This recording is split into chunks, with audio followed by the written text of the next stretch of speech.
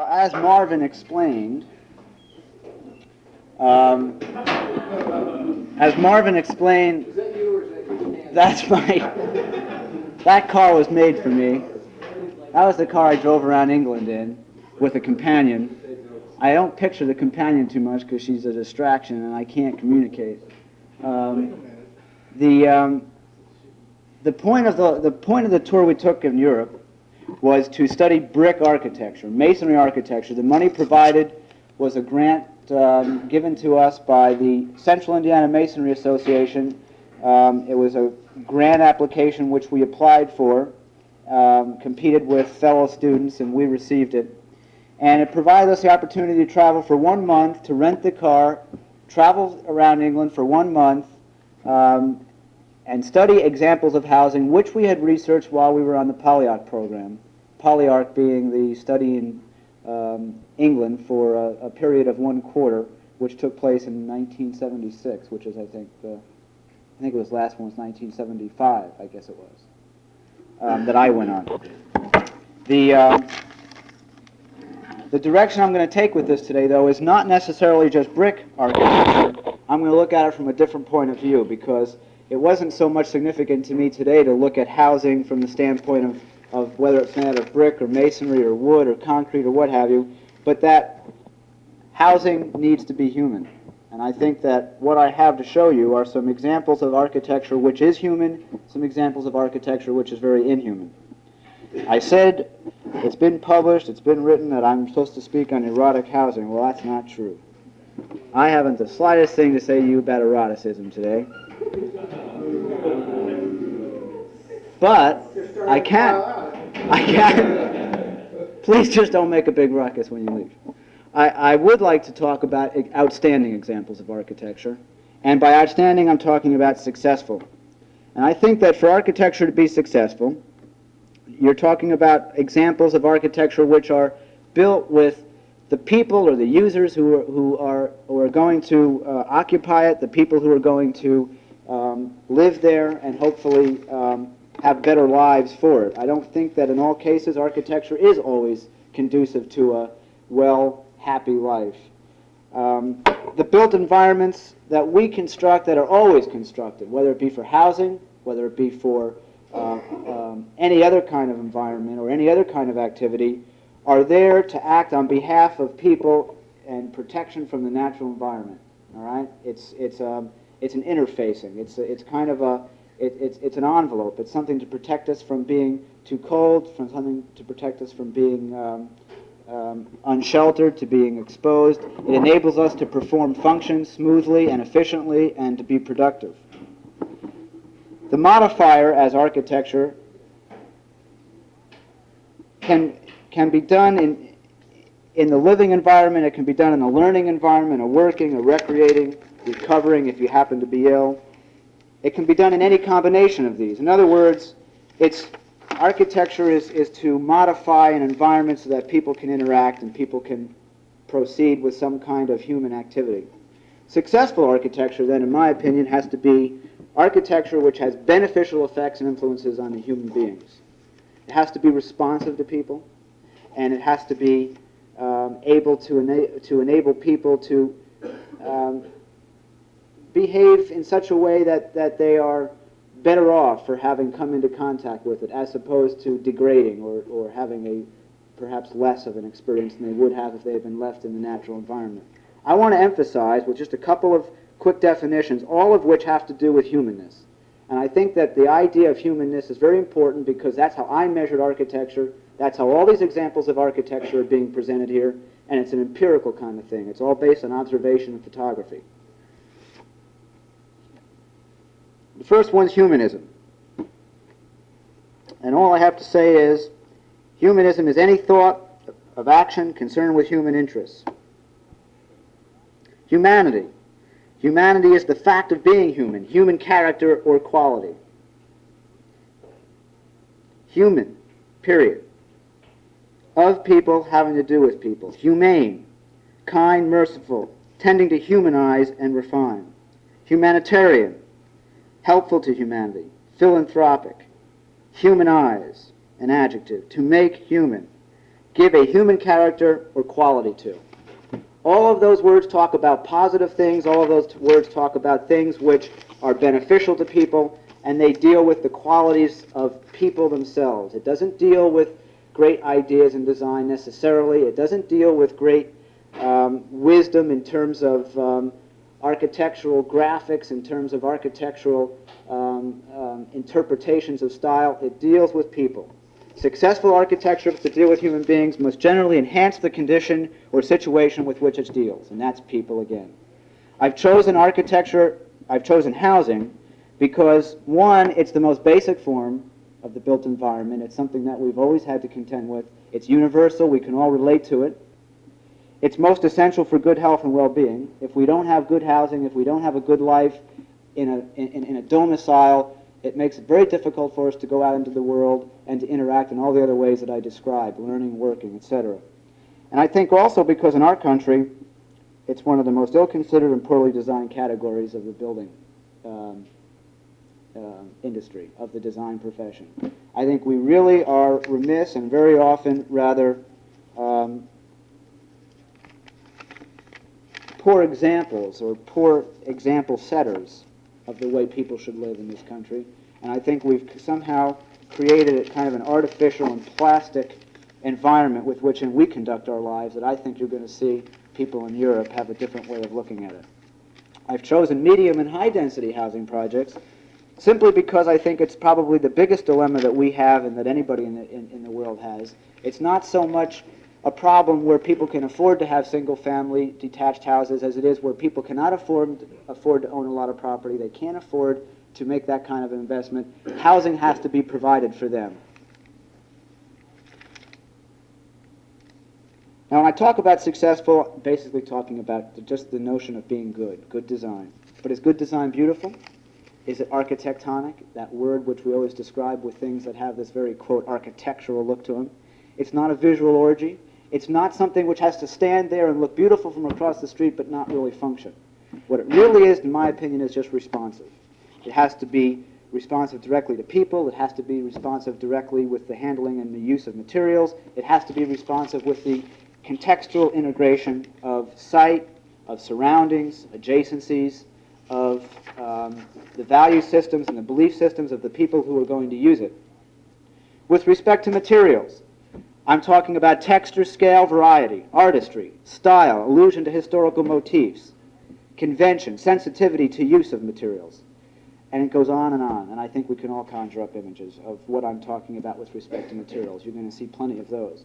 With respect to people directly, we're talking about needs, their desires, their aspirations. We're talking about program or use. We're talking about the physiological, the need to protect, the need to comfort, stimulation, choice, freedom of expression, freedom of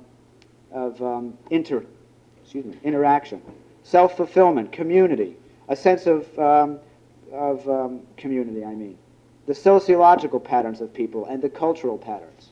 With respect to context, we're talking about integration with the surroundings. Again, in terms of scale, texture, appropriateness of use, appropriateness of zoning, inflection to the surroundings, response to performance, and response to program criteria. This, in my opinion, is kind of a contextual problem. I'm kind of stating here a theme, and the theme is, it's my opinion, but I believe it to be kind of a valid theme, that successful architecture does not always have to be beautiful, does not always have to have a physical appearance that's outstanding and elegant and sophisticated if it's successful in terms of response. And the antithesis of that is that architecture which appears beautiful is not necessarily good or successful. And I can show you some examples that are like that. I will show you more examples of successful architecture than non-successful architecture because I don't want to dwell on the bad. 3 Towers of Crystal Palace is right across the street from the Crystal Palace Park where Mr. Paxson's glass palace was located some, 100 years ago or so. I'm beginning with this because I want to deal with some very simple, basic ideas. We're not talking about elaborate architecture. We're not talking about something which makes a big to-do in terms of the physical forms. What we're talking about is sensitive, articulate, delicate siting without disturbing the natural environment and making a nice blend. Each of the three buildings, in a sense, fits into the construction of the topography and the contours, how the contours work themselves. It doesn't take to modify it. In one case, the entrance is a bridge. In this particular case, on the right-hand side, the entrance is a walk. And in another case, a third case, it's different. Views are fractured. Views are broken up. The landscape at the base of the building is very sensitively handled. That picture is a little bit embarrassing because actually I was trying to snatch her purse, and she put up quite a fight. I couldn't get it. The base of the building at or the base of the building, the connection to the ground again here is very delicately handled. It's again very sculpted. It's very carefully manipulated, but it's not manipulated in the sense that it's becoming artificial and it's deteriorating or detracting the environment. What I think it's doing, it's enhancing the relationship that the building has to the ground. If you took that building and put it on a flat site anywhere else, I don't think you'd have nearly the kind of environment that this house makes, or this building makes, for the people who live there. And this is for elderly people, by the way. There are no families with young children. So I personally think that because it has no balconies and because it doesn't have a way to have an outdoor kind of experience, isn't really detractive. From talking to some of the elderly people there, it wasn't an element that they particularly missed. Parking is broken up and distributed around the site. You don't have centralized massive asphalts where people park all their cars, and all the cars then sit out there in the middle for everyone to see. Some of the cars, where it was appropriate, are tucked under the building. Some of the cars are broken up into little bitty lots, which you can see through the center slide. And way in the back, there are mews, as they're referred to in England, which are, it's kind of a throwback to the old stable along an alleyway, and the mews then are the garages in the alleyway. By stark contrast is World's End. Now, World's End is a project in the southwest of London, and from first glance, it has an appearance of being quite visually exotic, well, I would say exotic and attractive, but quite the contrary. I think it's a perfect example of a miserable failure in architecture. It took an inordinate amount of years to complete. I think it took 11 years to build it, simply because there wasn't a straight run of brick or masonry, as they want it to be referred to, anywhere, and the masons kept walking off the site and they wouldn't work, and it went on year after year after year. It's an example of where scale, of where context, of where use of materials is applied so insensitively and so inappropriately that you almost feel like you're in a prison. And yet this is a project which is predominantly housing children or families with children. The only real outdoor experience is either at the ground or, I believe in the next slide, you'll know it well, it's coming up, but at the top is a penthouse, and those people have a balcony. The use of materials here is very typically illustrated in these photographs. Dark materials, rather coldly displayed, balconies on the ground which are fenced off from the green space. This is the only sense of intimate scale that you have. The penthouse that I was referring to up top, where you really have a sense of being out in the open, only one apartment really has that feeling. Children playing here play like this, okay? We have the architectural statement on the right, the round window and the beautifully detailed concrete precast unit. We've got the nice fence, which keeps the children from falling off the balcony. And this is where they have the opportunity to play. Scalelessness. There's a perfect example of scalelessness, or let's say scale which is not in context with the users. Those walls are probably 10, 12 feet high, and those children really don't have quite a sense of rapport with them, if you can use that word. Now, Greater London Council is the governing body in England, which is responsible for building most of, if not all, of the high-density housing. It has a hand, at least, in all, practically, of the high-density housing. Every town in London or England has a local authority, and in London it's called the Greater London Council. They put up the money for, they own, operate, maintain these grounds. They also have very strict cost yardsticks for which these buildings must be constructed, and it really requires that the architects become quite innovative. So you can understand, hopefully in that context, why some of these buildings appear to be shabbily built, when in actuality I think they're built very cleverly and very sensitively. The cost per square foot of some of these buildings would be astoundingly low to us in this country. As a matter of fact, they'd be at a cost that nobody in our country could build them for today or when they were built. These are rather old. These are probably 20 years. The people here, again, are mostly elderly, and the employment of materials, I think, is very reminiscent of an attitude which we felt or discovered while we were there, where they pick up these old motifs that you see in the row houses, in the street facades of the townhouses that were built in the 18th and early, or in the, I guess, really late 19th century. The picket fence as a motif, the arched opening, the spring arched opening over the garage doors. The masonry units themselves, obviously, are a tradition. They're an institution in England. The sense of place about the entryway is very interesting here. A balcony, which could just be a ramp, it could just be an entrance into a doorway, simply becomes a place by puncturing it on the roof and the ceiling and giving you a way to bring natural light down. Now that balcony becomes an outdoor space. In most other projects, the project I just showed you, World's End, it would simply become the pathway. It would become a hallway.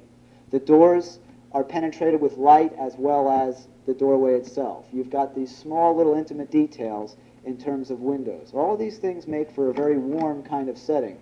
The use of color is really employed by the people themselves, and I really think that's where humanist comes into play.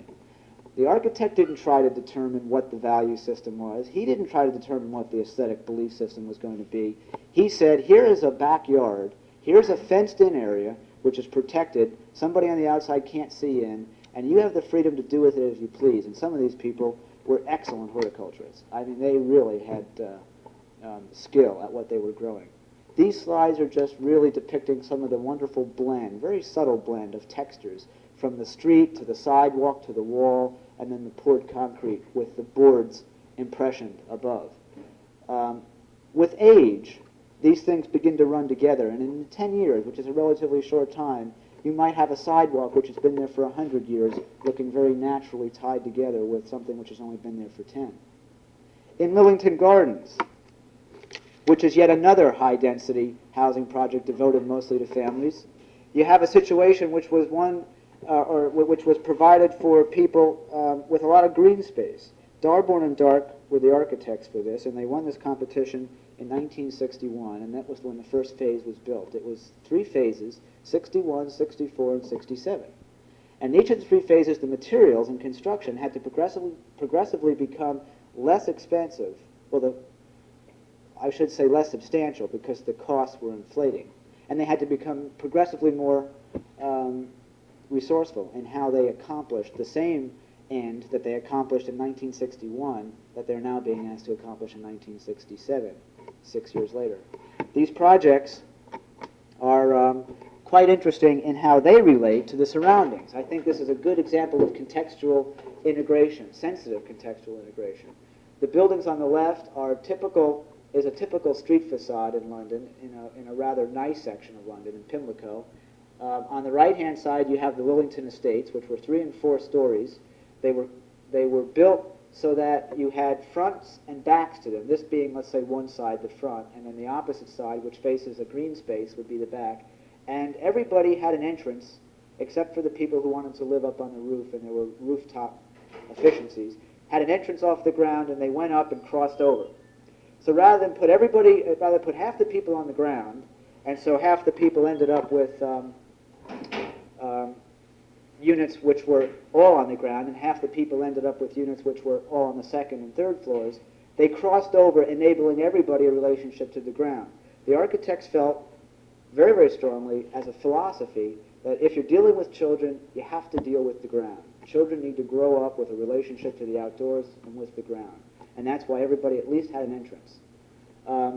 Here's an example of where vegetation and materials are all intertwined and work together so that you have a sense of landscape and you have a sense of greenery, even though you may be 3 or 4 stories off the ground. Relationship to the street on one side was very important, and relationship to the back, which I'll show you in the next set of slides, is a whole other element of importance that's dealt with. As far as the street goes, the garden, which is kind of the backyard for some of these people, is a very important social place. And the relationship that people have to that garden, either from the street or from their house, is something which is not left up to happenstance. It's something which is carefully thought through. In some cases, you have a strong relationship, like the lady talking to her friend below. In some cases, you have privacy. On the right-hand side, again, you can see how the fence lets the backyard open.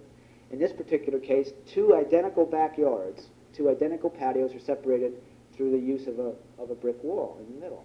And those two people on either side of those fence wouldn't see each other. And so there's an opportunity for two families to be separate and yet be totally adjacent the way they are. You can't tell really whether this view is taken on the ground or on the roof, but it's actually taken on the roof. The idea here was, rather than deal with the roof as a surface which was to be simply waterproofed and not used as an inhabited space, that this would be an ideal place to put the people who really wanted to be out of the way, those being the elderly people who just wanted bed sitters or one or two room efficiencies, as they're referred to. Here is a view of an avenue walking 3 stories off the ground. The greenery provides some kind of a buffer so that the view is not only lush, but it acts as a visual and noise barrier from some of the traffic below. Views are carefully chosen. In this scheme, you had all kinds of tunnels and all kinds of walkways which went underneath and through and over some of these blocks. And you have kind of an element of surprise and intrigue, and the variety gives you a nice experience. Here you could stand and watch some woman shaking out her I think it was a blanket. And even though that seems like a very minute, almost mundane kind of detail, I think it added to the element of people interacting and people communicating. Marcus Road is another project done by Darborn Dark in the north part of London, Islington. And in Islington, you have even a rougher neighborhood than you did down in Lillington or Pimlico. In Lillington, you're dealing with people who are very poor, and people came out of some very, very poor backgrounds. Even though this project's not completed, and it's one of its reasons for looking so cold, it actually was very successful as a piece of sociology, I think. The children loved it. They ran, they played. Scale was something which was considered, even though the materials had to be chosen so that they were well used and they could be worn well and they would last decades, not just 20 years, but they might last 50 or 100 years. I think they were used so that there was a sense of aesthetic about them. Just some pictures of children who followed me all around, and we were kind of like Pied Pipers, I think. Everywhere we went, we seemed to attract these hordes of children who just wanted their picture taken. And we certainly obliged, because that was one of the reasons we went. We wanted to see people using their environment. The children, in my opinion, are really one of the best ways to judge whether something's successful or not, because they'll tell you. They'll tell you by the expression on their faces, they'll tell you by the way they talk about it, and they'll just tell you by the way they use it. Some examples. Pardon? Yes, that's true. In some cases, they're very defacing. In other cases, they're very respectful. I think in this case, they were very respectful. It might have been too early to tell, but you didn't see children running around looking to destroy things. You saw children running around having a good time. And there weren't broken windows. And there weren't all kinds of vandalism, or wasn't all kinds of vandalism present. Again, the variety of materials, you've got plantings, you've got walls, you've got paving, which is done in brick. The paving could have all been done in concrete, but it wasn't, because it was warmer, I think, to do it with the masonry. The garden element is introduced throughout. It's interspersed. Personalization, again. The ability to modify your own space as you choose so that you're making a statement. You're expressing your idea about aesthetics. Going up to the roof is not left up, again, to the mundane. It's sculpturally dealt with. They give you a nice opportunity. They give you it's kind of a very pleasant walk. You have overlooks, and it's protected. Well, it gives you a sense of protection, but on the other hand, it's not a dangerous kind of a situation. You're not walking up a dark, sheltered stairwell that perhaps people could hang around and lurk and cause you all kinds of problems. Up on the roof again, these people had won an award when we were there just recently for outstanding horticulture. They focus. These people took so much pride in what they were doing that they were recognized by the City of London for the kind of flora that they were growing. And it has nothing to do really with the architecture. What it has to do is the relationship that the architecture lets the people have with their surroundings, and the surroundings outside the front door, not just inside. In the back of Marcus Road was a beautiful walk that the architects had designed for the community. It was a community effort, but the architects had taken the job of the design, and the community had undertaken the job of implementing it. Again, the beauty of it is that it's policed by the people themselves. They have respect for it. The gardens in the back are in a sense, respecting the fact that not only is it a public place, but it's the kind of place that people want to be separate from the gardens of the backyard. So there's a clear line of distinction with that stone wall. It's not an open backyard or an open fence. And again, this is the walkway that they've provided for themselves. Some of the children. Another one of the guys. His name was Paul. Paul loved to be photographed. Portland Terrace, on the other hand, was not for the poor. Portland Terrace was for the affluent. And it's situated on Richmond Green. And I realize most of you don't know London, but Richmond Green is a rather aristocratic community, way southwest of London on the way to Kew Gardens. And sitting on this green is this row of housing, which is all attached, and it appears rather straightforward and almost mundane from the outside. The people complained bitterly when it was constructed because they had torn down some beautiful old row houses to construct it. But let's go inside these little gates and let's see what we're talking about. We're talking about gardens which are another world. We're talking about the ability to transform a small space behind a stone fence into a paradise. Controlling your environment. The view from the inside. You have absolutely no relationship with the street, nor do you really want one in this particular case, because on the street is parking and cars, and that was virtually it. The back is the same way. Now, behind the back are the mews, or the garages again, and they're on an alleyway. And right in the center slide between those two buildings, you would walk through your gate into your backyard that I just showed you. But even on the left-hand slide, it's an alleyway, but look at the way it's planted. It's not just planted for the sake of putting a few bushes there. I mean, how many times have we taken a building and put 3 bushes or 4 bushes, one under each window? That's not the way they view planting. To them, planting is a way of life. The view into the project on the left, the view out of the project, out of the backyard where those garages were. Now we're moving out of London, and we're in Oxford. And most of you will recognize this example. It's by James Sterling. Well, I learned a lot about James Sterling when I was in England, because he used to be somebody that I had respected very much. And I lost a lot of my respect for him. And the reason I lost it was because visually, he does beautiful design, and environmentally, it's terrible. It doesn't work. I can point out to you any number of instances where this project fails, and fails miserably. On the middle slide, you'll see at the bottom a glass, what is an apartment, okay? The apartment is totally amorphous. There isn't a right angle in the whole apartment. And the apartment's being built for a caretaker and his wife, who live on very modest means. They make a little bit of money. The housing's provided for them. Well, the first thing the man told me when I met him was he had to sell everything he owned, and he had to buy all new furniture. Okay? So for years, the man's in debt, simply because the architect decided that he should have this exotic environment, which doesn't belong to a man of those means. Environmentally, for the students, you've got half of the building facing due east and half of the building facing due west. Well, in the morning, half the students get fried, and in the evening, the other half get fried. There's no way to protect them from the heat, because the heat, or, well, there is a way. They had to provide this incredibly elaborate system of shading. In plan, the building was supposed to have this very romantic, and if you'll ever, some of you might be interested to go look up in the library and look at some of the renderings of this design, you should see somebody oaring down the canal on a little boat, right? A gondola. It's a sludge pit. Okay, that's the way it really is. In reality, the building is not what it is made out to be in design. This place was going to pot. It was literally deteriorating. The terrace wasn't used. Very, very seldom was it used. Underneath those steps, which you see in the left-hand slide here, is the cafeteria.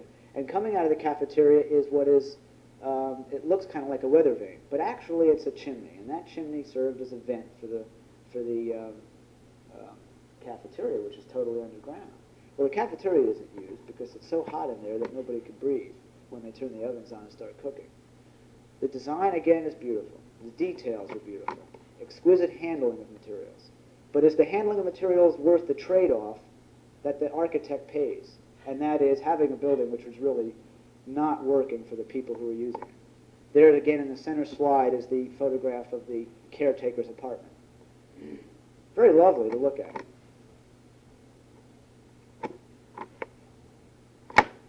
Centered around a courtyard also at Oxford University is Kegel College, and that's another example of a building wrapped around a central court or space. Except this building is by another firm, Ahrens, Burton and Korlick, I believe it was. And they chose to approach the problem a little differently. First of all, I think you have here a question or a situation where they truly indeed tried to inflect the surrounding environment. There are some beautiful old buildings which are still standing, which this project had to be worked in amongst. The scale of the buildings had to be taken into account. And you'll see on the right-hand slide that stripe building. Well, rather than coming out in front of it, or rather than trying to overstep its bounds and cast a shadow on it, they tried to work that into the overall scheme. And so you have a very simple idea. You take a building, you wrap it in a horseshoe, you put some greenery in the middle, and you put a big tree. Very simple idea. And then so that students don't get wet when they walk outside, you give them this glass diagonally covered walkway, which makes for a very nice, warm, sunny space in the winter, sheltered from the winds. Lets the rain run off, keeps the wind out. It was very warm on a day when it was very cold outside. The details are handled very nicely.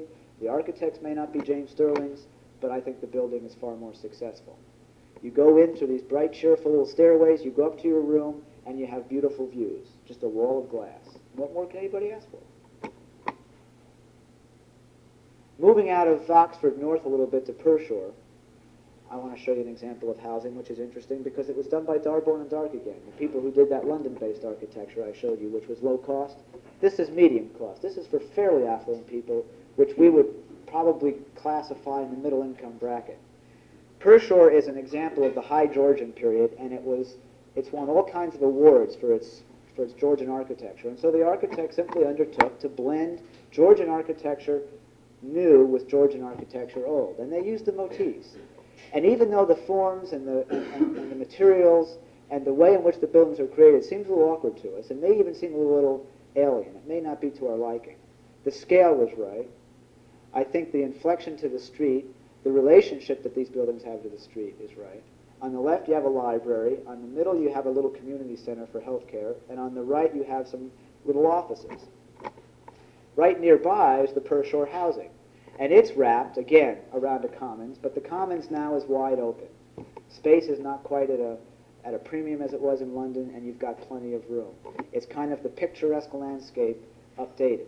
It's a little bit less elaborate, but it gives you the opportunity to wind around, kind of meander in a nice soft path, trees that were there that were left. On the two sides, you have the interior, and on the middle slide, you have the approach, or the garage, the drive area, which is on the outside.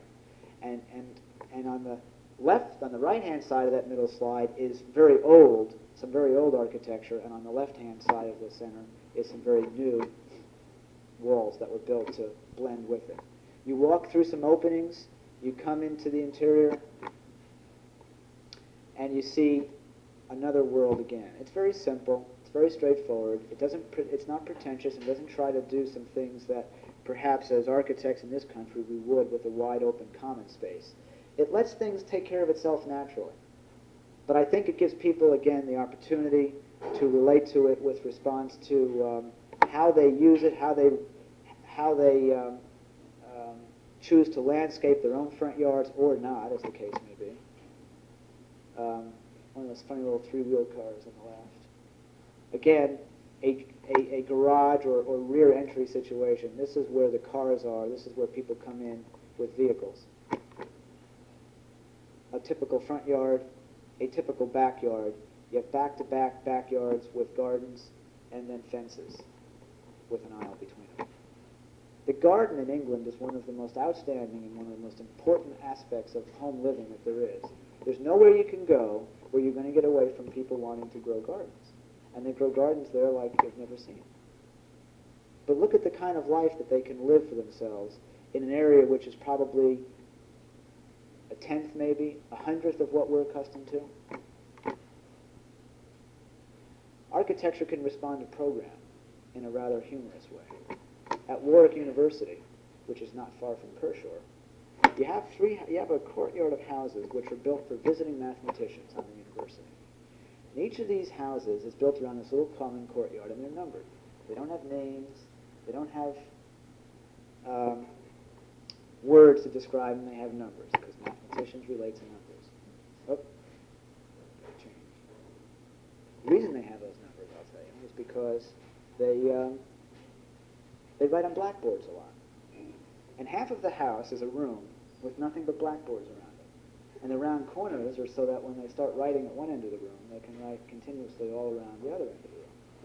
Now, even though that seems rather trite and far-fetched, they're an architect saw fit to take an idea and apply it down to the last detail, so that everything about the house now becomes the curved corner.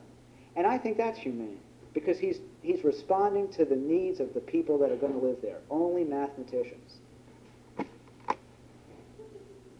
Also at Warwick University is another kind of program response. It's response to students. Here's a dormitory situation where you've got these little units which house 6 individuals. Each individual in the center slide, you'll see, has his own room. There's 3 up and 3 down.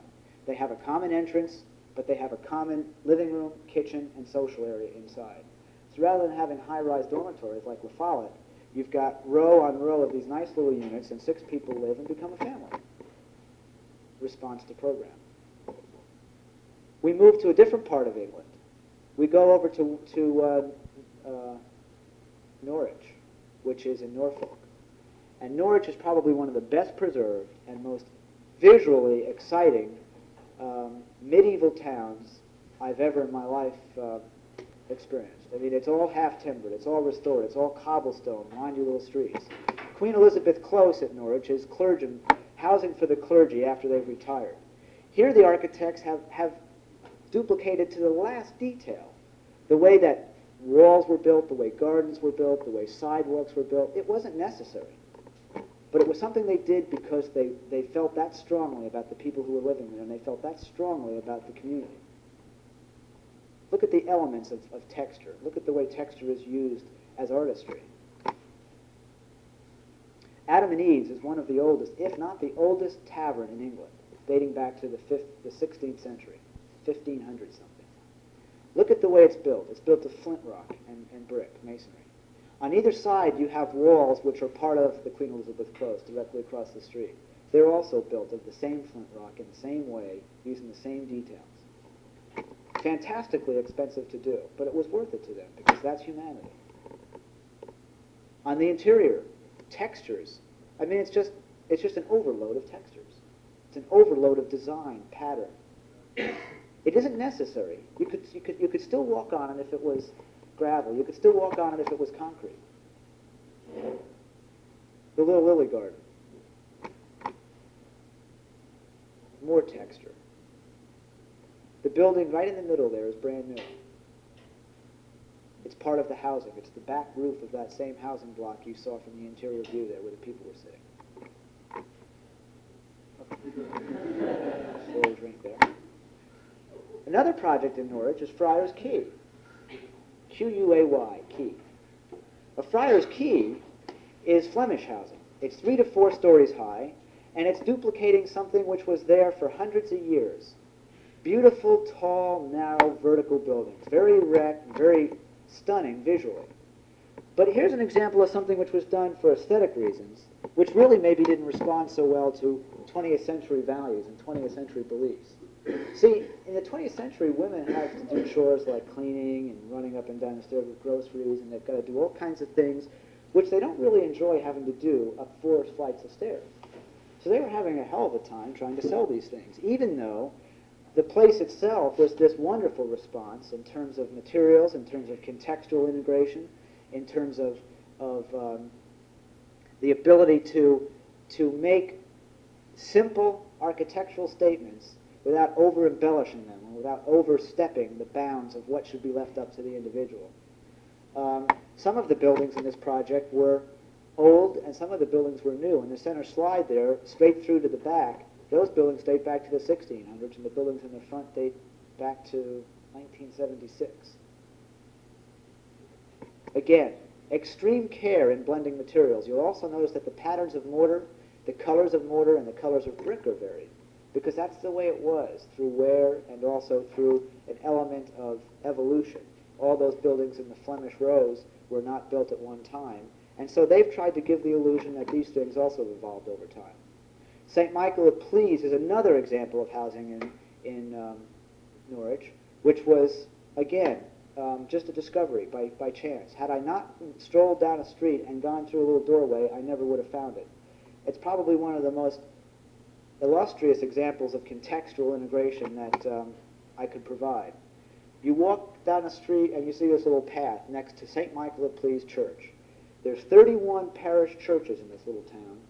It's got probably more than any other city in England, and they're all as beautiful as this one. And then it's got this giant cathedral on top of all that. You walk down the center slide, you go up through some buildings, and then standing on the right, you're looking back out by the street. Walking down another street, this is the one I happened on first. On the right-hand side, you notice there's some new stuff. On the left-hand side, you see these beautifully half-timbered buildings which date back to the 1600s. And then you see that little garage door over there, and you walk through it. And then you realize that you're on the inside of a perimeter of housing, which itself inflects the street. It follows the line of the street. It doesn't impose itself. It does what the street tells it to. You walk on the fourth side or the third side, and you see this little court. And I walked up to read the sign, and I saw the doorway again, and I walked through the doorway. And I walked down another street, and there was another doorway leading into this thing. Around the perimeter, where I had the old buildings meeting the new buildings, they became gardens. Something which became, well, something which was the edge of a building simply becomes a garden space. And the garden space then becomes a whole place in itself, not ever intended to be that way. The center of the block used to be a shoe factory. And on the interior, it's another world.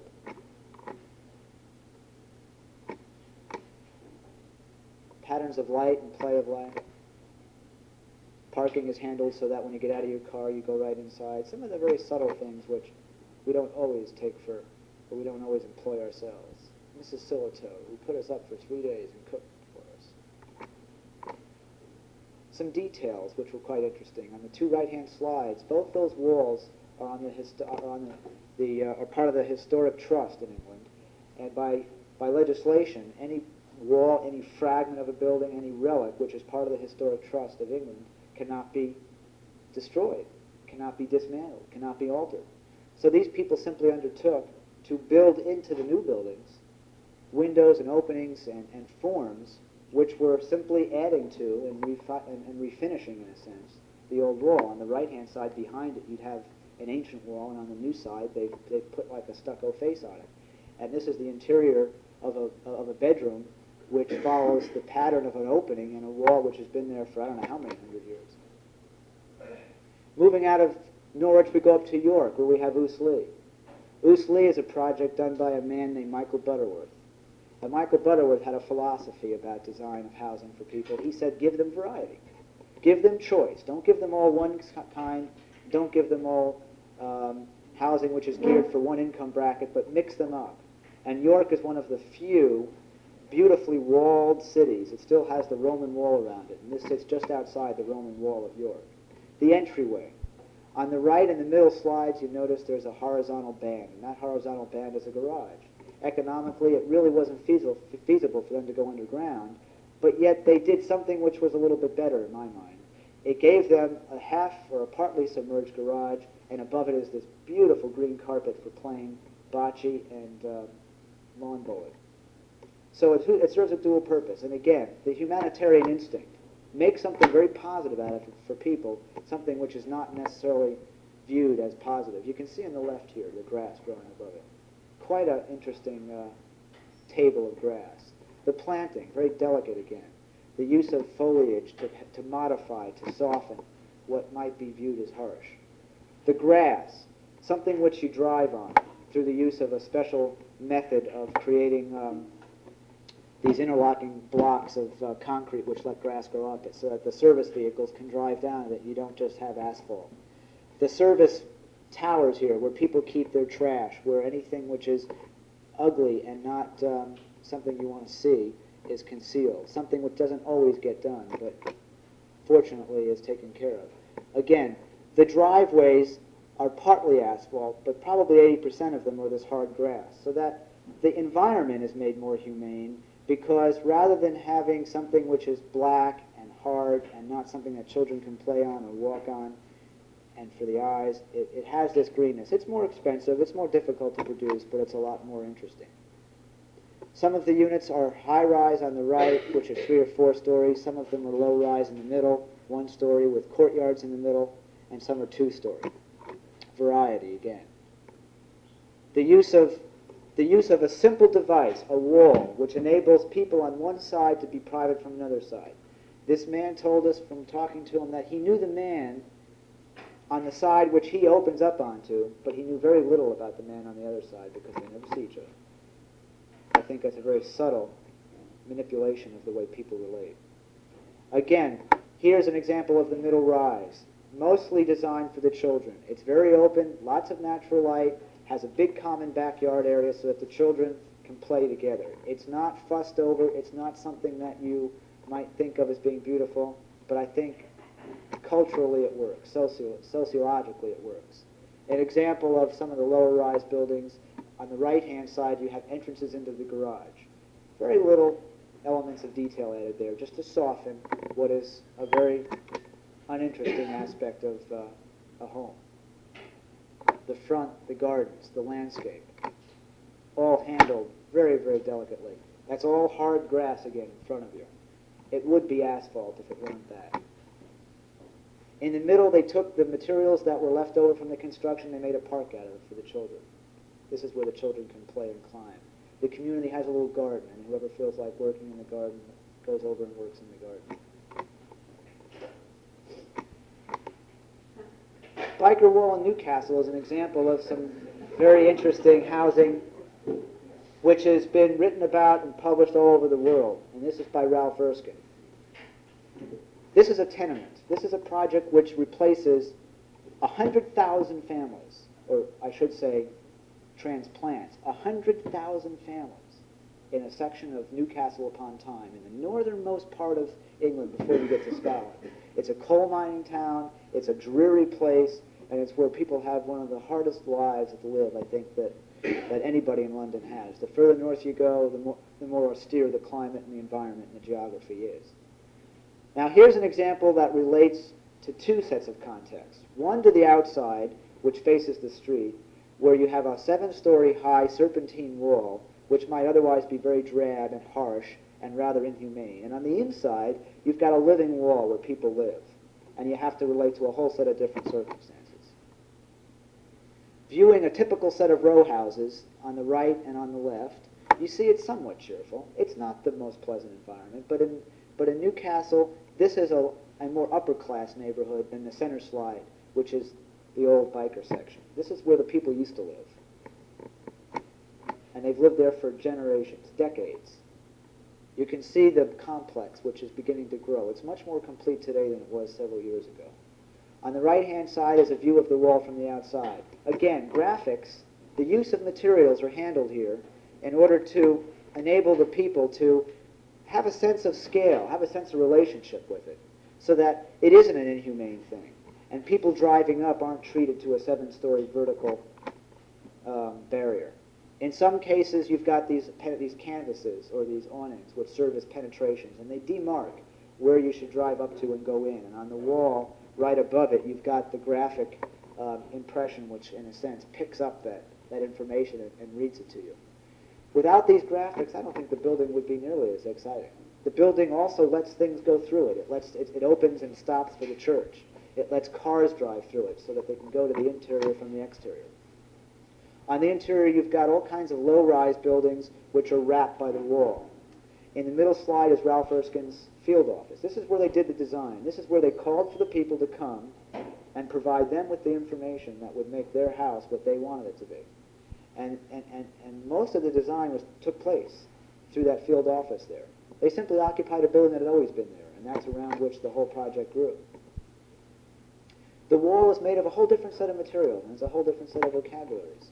It's made of inexpensive, very resourceful materials. The cost yardstick to build this was very low. They had to build this lower than any of the projects I've shown you. And I think that they've come up with a rather visually stimulating and visually exciting kind of environment. Again, details are handled rather graphically, but they're utilitarian. In the middle slide, you're hiding a garbage can. On the left side, that slatted thing hides a garbage can. You have an entryway. You have a gate. You've got a sense of texture and variety. And the use of materials is done so, I think, rather subtly.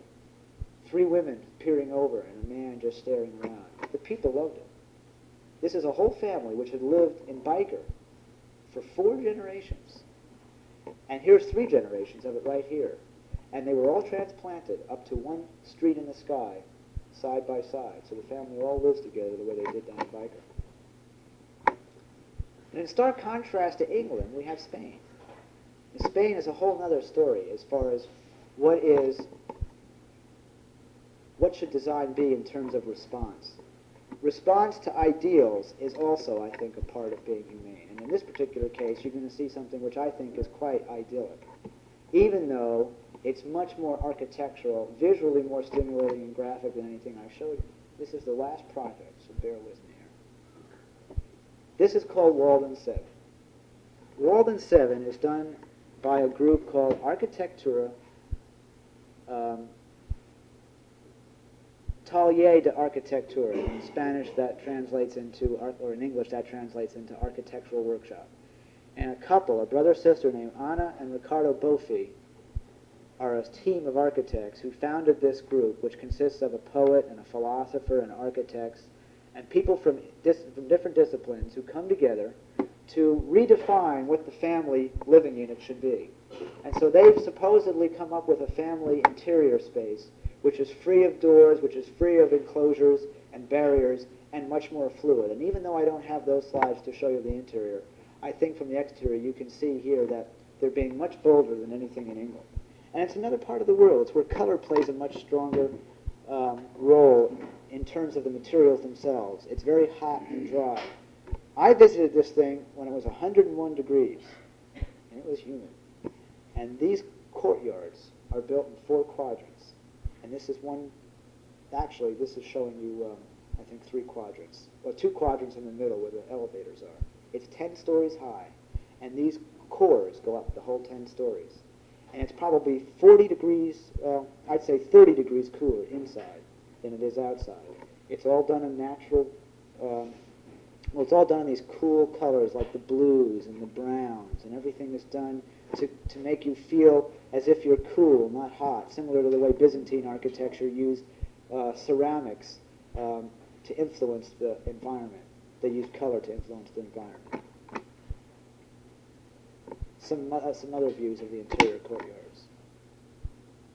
Looking up 10 stories. And all of the people open up onto this thing. The use of color was exquisite. Every surface in this thing for 10 stories was tiled with these little tiles which are 4 inches by 6 inches. Walls, ceilings, this is not indoors, but everything that's outside like this. Walls, ceilings, and floors. Looking down onto those courts. Now here they've taken an architectural motif and they've worked with it. They've used the cylinder and they've used the quadrants with the big openings, let the light and the view through. And they've scaled everything appropriately. You'll notice, I think from the beginning, the doorway was like 4 stories. Selected views. Views are not something which are taken for granted, but are something which you choose to take. You take a view. You're not bombarded by it always. These are the materials. This is probably midway up, and this is what it might be like if you just walk outside your front door. This is a front door. somewhat trite and somewhat contrived, but still quite exciting.